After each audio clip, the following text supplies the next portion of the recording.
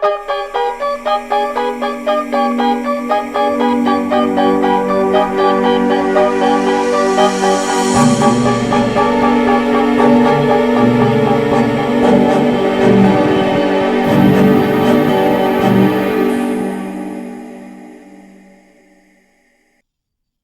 guys, and welcome to the very first episode of Dark Matter Podcast. I'm Dominique. And I'm Avalon. And today, things are a little bit more serious because of COVID and self-quarantining and stuff like that. So we decided to talk about a slightly more fun topic today. And we are talking about the big mouse himself, Mickey Mouse, Disney. But since it's dark matter, we're going to be talking about the dark side of Disney today. Yes, and I just wanted to make a quick note that since COVID-19 is going on and we are in self-quarantine, we're trying to practice social distancing, so we're actually recording remotely. We're not in the same room together. I just wanted to mention that to encourage everyone else to also practice social distancing and, wash your hands and just follow CDC guidelines to keep everybody safe. Right, I'm really excited about this because there's definitely, everyone has like good experiences with Disney. Everyone has fond feelings towards Disney, the movies and everything. But there's definitely a dark side. I think we've all heard something or another at this point. And like you said, this is dark matter, so we really want to focus on kind of the dark side and maybe some things that people talk about a little less with Disney. Yeah, definitely. So, without further ado, let's get into everything Disney. I feel like it's a very popular company, a very popular brand. I don't think there's a lot of people in the world who have never heard of Disney. They're very prevalent in today's society. They have theme parks, they have resorts, cruise ships, and they pretty much have an attraction for everybody, both kids and adults. Right. They have, like you said, they have cruise ships, they have theme parks, they have hotels, they have so many different things. And like other than the actual like kind of like destinations, there's also, of course, the movies. There's TV shows. There's so many things that they own. And like you said, they appeal to both adults and children. Not just in that like there's TV shows maybe that adults would want to watch, but also I feel like in this day and age, a lot of adults enjoy Disneyland just as it is, or the merch that comes with it, or the movies. So yeah, it really does, like, it's able to captivate more than just one generation, like several generations. Yeah, definitely. And like the Disney culture is definitely a byproduct of that. There's definitely this thing called Disney bounding. There are different annual passes, and a lot of people go frequently. There's even some people who have kind of made either careers or hobbies out of it. There's Disney influencers or vloggers who will go to the parks mainly just to ride the different rides or try different foods, and they make videos and blogs and they upload that to the internet. And there are even people who get married at Disneyland, so it's definitely a big thing. Avalon, do you want to talk about what Disney bounding is for the people who don't know? Yeah, for sure. So Disney bounding, I believe, don't quote me on this, but I believe it started when Disney put in effect a rule that basically you can't dress up as a character if you're not, or if you're an adult. Because I think the rule is that, like, if you're a kid, you can go ahead and dress up, but if you're an adult, you can't actually dress up as characters in the park. Right, yeah. So I think that's where Disney bounding came from. And what it is basically just very subtly dressing up as a Disney character. So maybe, like, instead of wearing, something that comes to mind is like instead of wearing Ariel's like full like outfit, maybe you just wear like a green skirt and like a purple top, so it's like what she wears, or it's like her the way she looks, but it's not blatant, it's not the actual costume. So it can be just usually it's just like normal clothes that just have a certain look to them or a certain color scheme. So it's basically like I said, more of like an adult and like subtle way of dressing up as characters. And a lot of people like kind of dedicate their life to it. Like you said, there's vloggers whose, I mean, at least their entire like career revolves around Disney. But for a lot of people, it's like their life. They go every week or every couple days to Disneyland because they love it so much. So it really is like a lifestyle for some people. Yeah, it definitely is. Like I said, it has impacted several generations. A lot of people, whether you're younger or you're older, you definitely have your life affected by some part of Disney, you know, like you said, whether it's the theme parks or the movies or the TV. I feel like it's very prevalent in our society today, you know, a main source of entertainment. And it's definitely changed over the years. It's evolved. And as it's evolved, I feel like their company and their like movies, a big staple of theirs is, you know, Disney princess movies. I feel like that has definitely evolved over the years as well. You know, back in what the 50s, the classic Disney princesses like Sleeping Beauty, Snow White, Cinderella, they were very, you know, traditional. They were the very first princesses, and in their movies, I don't know if you've noticed, but they don't really tend to talk very much, and I feel like that's very reflective of the society at the time. You know, women were kind of told to be quieter, they're more in the background, as opposed to nowadays where they're showing more princesses with more of a personality, they have more life goals other than trying to find a man to marry. Yeah, for sure. And when you said the first Disney princesses were more traditional, I was gonna jump in and say more, or like more white is basically what like they were all like, you know what I mean? There's no way like no other way to say it. Like they were all very, you know, white, like the kind of traditional view of beauty in America, very traditional, like you said, and very like what a lady should be. You know, Yeah. her whole life revolves around, as you said, finding a man, and that's pretty much it. There's not much character growth, or there's not really any like lessons you can. I mean, I'm sure there's lessons you can um, take from certain of the like the original movies, but I think they don't have the same like bearing on society that the new ones do, because when you have these princesses that are, they look a very specific way, and they act a very specific way, it really doesn't appeal to the average person who's like, well, I don't look like that, I don't act like that, you know, maybe I don't want to have a boyfriend, or maybe I don't like guys, you know.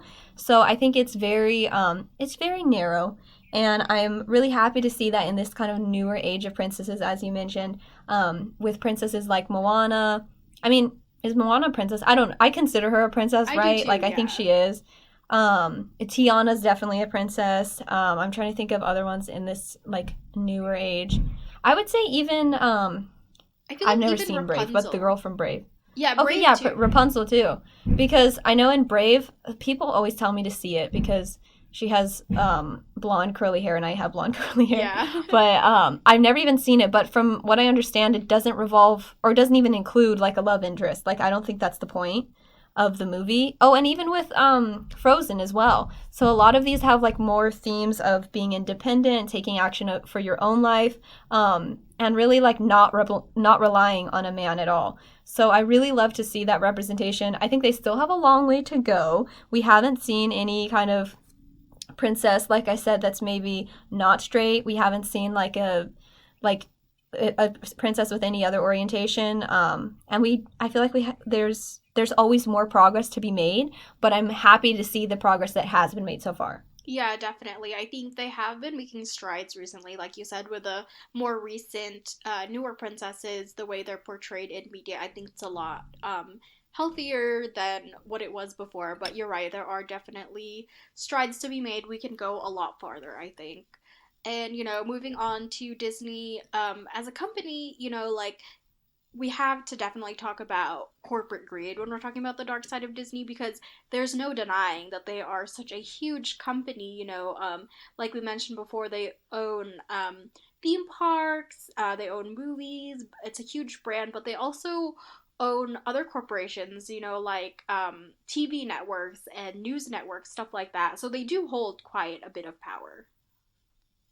Yeah, for sure. It's kind of scary if you really look into everything they own. I'm sure a lot of you have seen, there's like this infographic, and like, I don't know how accurate it is. I'm not going to cite it as like proof or, you know, like absolute fact, but I did see this picture a while ago, and it basically just shows everything, like every company that's under the Disney like umbrella, right? Like Yeah. everything that's owned by Disney. And some of them you're like, okay, yeah, obviously. But then you see other ones and you're like, what? Why is the History Channel, why is National Geographic owned by Disney? You know what I mean? Like, I didn't even know that. And like, why even? Like, why do they own that? They don't even make a point of like, you know what I mean? Like you would never think that. So it's really scary when you look into it because it kind of just gets you thinking like, what else do they own? Like how much money have I given them, you know? I think the answer is a lot. I think we've all given them a lot of Yes, money absolutely. because yeah, we mentioned like they are a huge company. They own everything. I feel like that's definitely an exaggeration. They don't own everything, but they do own quite a lot. And they do have quite a bit of power, like we mentioned before. Yeah, and I think that anytime there's that much power in one company, there's bound to be corporate greed. There's Hmm. bound to be, like, honestly, bad things that come from it. When they have just that much power and that much money, it's like nobody like needs to have that much money, you know? Yeah, like it can turn kind of toxic sometimes. For sure. And speaking of toxic, I wanted to mention briefly that the corporate culture, um, even, I mean, like, really more specifically than corporate culture, just like how it is to work there from the perspective of somebody who worked for Disney. Because I very briefly worked at the Disney hotels. I worked as a lifeguard at the pools for the hotels. So again, very brief. It was not like it's not like I was there for years and I can have a really like solid statement on it. But I would say from my own experience of just those few months being at Disney, the kind of like community or the culture I guess there is unlike any other job and not really in a good way. And from again, this is my experience. Don't take it to heart. I know plenty of people who have worked for Disney for years and years, and they absolutely love it, and they don't want to work anywhere else. So every person's experience is different. But for me personally, I felt that it was very toxic, and not really my coworkers. It was more like the higher ups. You know what I mean? Not even really like my supervisors. It was more my higher ups Yeah. that were in charge of the supervisors. They really instilled this culture of like tattle on each other, tell on each other. You're never alone. Somebody's always listening to what you're saying. And in a way, I understand because it's like obviously you don't want your employees being inappropriate and Yeah, like saying right, things yeah. that are gonna insult the customers because I mean it's a customer service job. Of course I understand that, but it was more than that. It was like you don't have a safe place here. You can't say anything because like whatever you say, even if it was in confidence, that someone's gonna find out. It was a very weird, like I just like couldn't get comfortable there, you know. And another like little thing that I noticed that I thought was very interesting to say the least was that in a lot of the rooms in like more of the corporate area, like where you go to like maybe get your interview or just the areas that like customers wouldn't see or the guests at the hotel wouldn't see, only the employees see. I noticed that like in the majority of those rooms that I remember, there would always be a picture of Walt Disney himself. He would always be in the room. So it really like just hammered in that idea of like we're always watching you. Wow. Um That's yeah, really creepy. it's super creepy. And like coworkers would even like have this phrase that they'd say that the mouse is always watching. Oh my god. So creepy. That is so Big But Brother. yeah, no, exactly. It was obviously that phrase was a joke, but it was kind of like tongue in cheek, like it's not really a joke. You know what I mean? Like, Hmm. that is how we felt that we were being like spied on all the time. So yeah, that was just something I wanted to mention. Yeah, and like we mentioned before, like this company does have a lot of power, and with power like that, there does tend to be like a culture of like secrecy and like wanting to know everything, like you kind of mentioned before when you work there. And that kind of brings me to an interesting point is that, we've all heard some news stories about tragic accidents that have happened in theme parks, and usually that is like pretty big news. Like everyone kind of tends to talk about it because it's very unexpected. But Disney, like we mentioned, owns a lot of the TV networks and the news networks. And when deaths happen at Disneyland, sometimes they do tend to get a little bit hushed up, and not necessarily in like a conspiracy sort of way, more just like like the news networks tend to kind of downplay it. Maybe they don't report on it right away, stuff like that. Yeah, like not so much a cover up. We're not trying to put our tinfoil hats on here. We're just saying No, that yeah.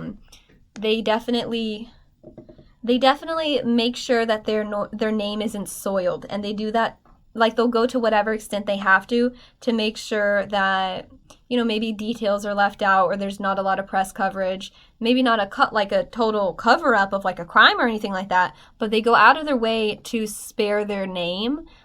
Because Yeah, of course it definitely. means so much to them. That's, Disney's a household name and it has been for a long time.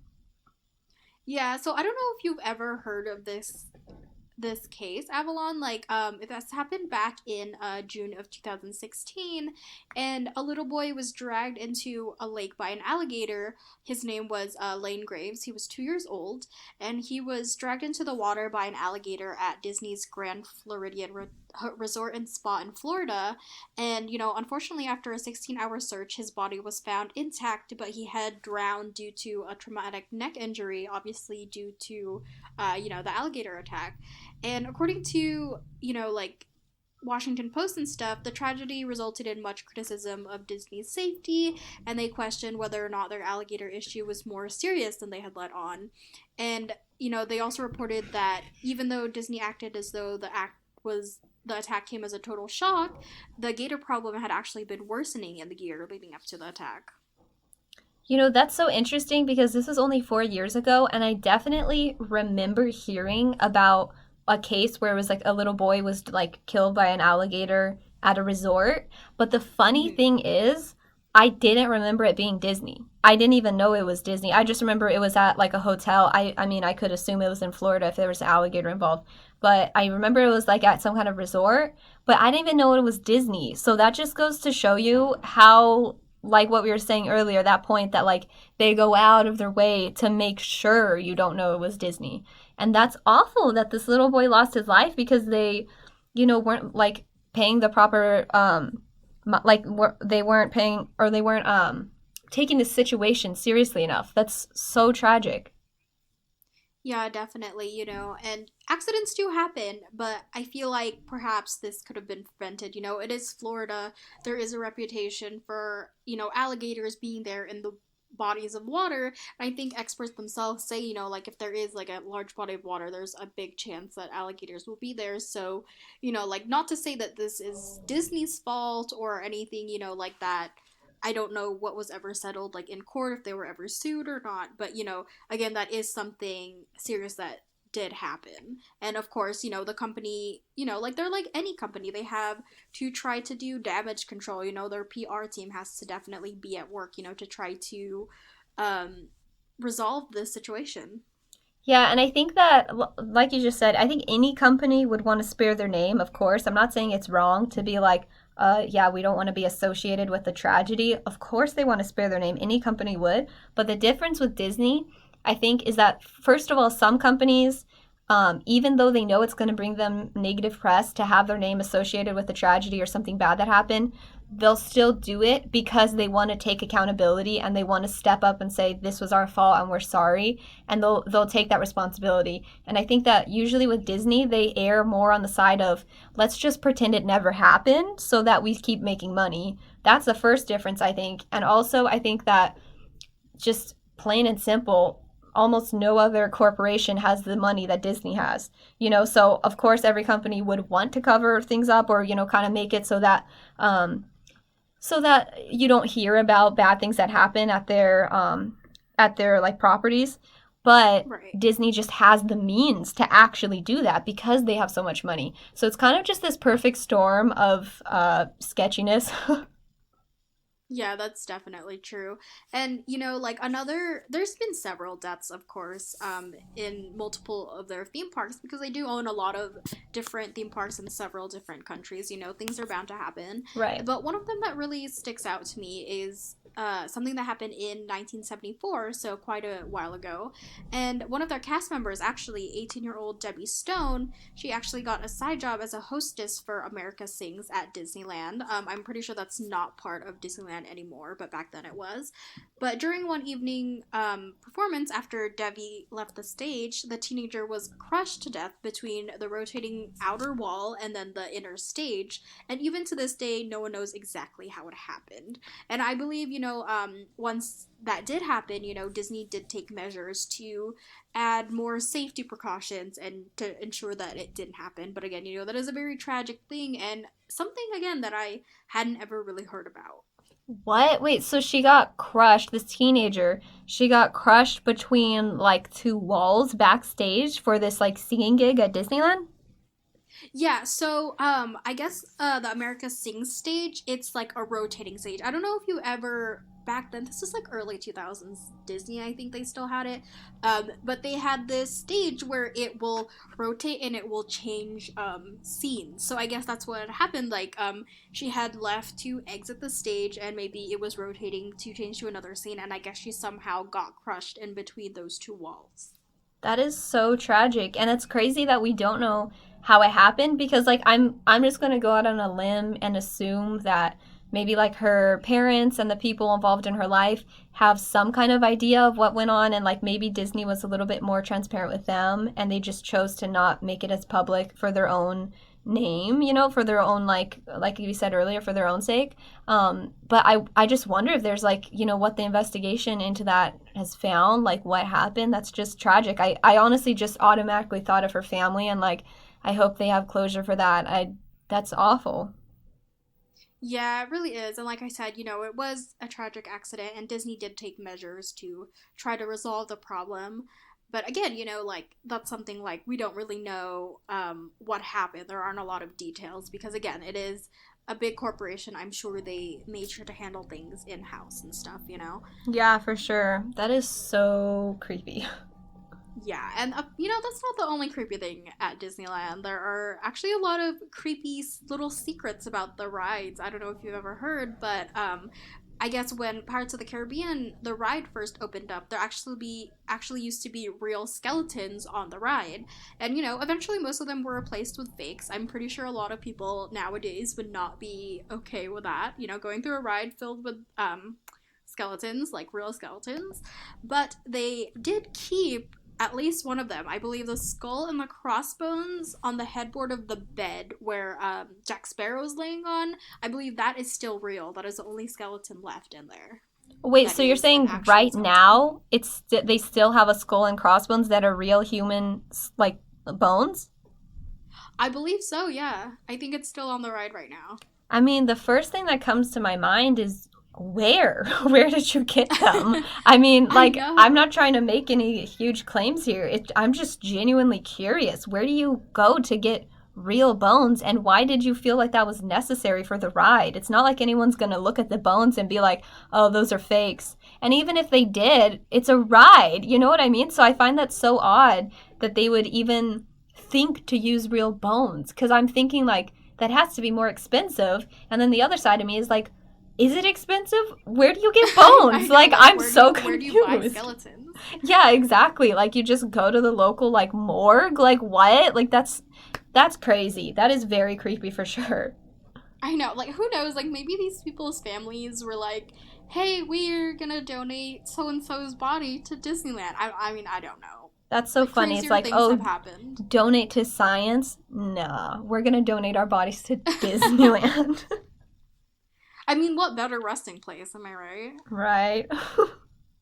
And apparently a lot of people think that way because another ride secret is the haunted mansion. It is very creepy. That's what it's themed to be. But so a bunch of people actually will go on the ride and they will have the cremated ashes of their loved ones, and they will actually try to spread it on the ride. You know, I have heard that one before. I've heard that they have like pretty serious penalties now if you get caught doing that. Because I Oh, know I don't they, doubt it. Yeah. yeah, I know they have like they're recording. You know what I mean? Like there's cameras inside the rides, so I'm Oh yeah, assuming for they can sure. like see when you're doing that. And I heard you can get in a lot of trouble for that. But the fact that they had to put a law in place or a rule in place just to prevent that means like how many people have done that in the past, you know? It just worries me. It's I like what know. like who wanted to do that? That's so strange to me. I know, like honestly, that thought never would have crossed my mind in a million years. First of all, I guess my question is like, how did you even get the ashes of your loved ones into the theme park? Like I can't imagine that they're carrying this huge urn. That's so So I true. I don't even know. Yeah, because even if you bring it in a baggie, they look through your bags thoroughly. And then what are they going to be like? Oh, you got to leave What is this? grandma Is at this home. dirt? Like, what is this? Like, that's so strange. I don't know. People are going to be people. I can't really say anything People are about it, strange, yes. but I just know that for me, I would feel at least a little weird going through like a ride at Disneyland knowing that Oh, there was like dead remains with me on the oh yeah, me ride. too, girl. But yeah, what can I say? Yeah, I mean, I'm a little traumatized. I mean, I've been going to Disneyland since I was a little kid, and I didn't learn about this until a couple years ago. And I'll be honest, I was a little creeped out. Yeah, I'm like, wow, I'm never going to think about the Haunted Mansion again or the same Yeah, again. no, for real. I'll still think about it, just not the same. Yeah, definitely. So, I mean, you know what? Crazier things have happened, but you know what? People maybe just don't spread the ashes of your loved ones at Disneyland. Yeah, maybe don't. Maybe make better choices. Yeah, I feel like there are better ways to, do that. So For so sure. don't. But yeah, so that is the end of this week's episode. We hope you guys enjoyed it. We did record this episode a little bit differently. We're recording remotely because of COVID. You know, we are in lockdown. We're based in SoCal, and the governor has issued quarantining for other than necessities. So, but we just want to make sure, you guys stay healthy and you guys stay safe out there, you and your families. And we really hope you enjoy this episode. Go listen to the next episode right now. We are telling you about a mystery. Right, we're going to have our episodes on Spotify and Apple Podcasts, so you can follow us there and leave a review. And you can also follow us on Instagram, which is at Dark Matter Pod, and our website for more information, which is darkmatterpod.com. And you can also follow us on Facebook at Dark Matter Podcast. We'll see you guys next week. All right, bye guys. Bye.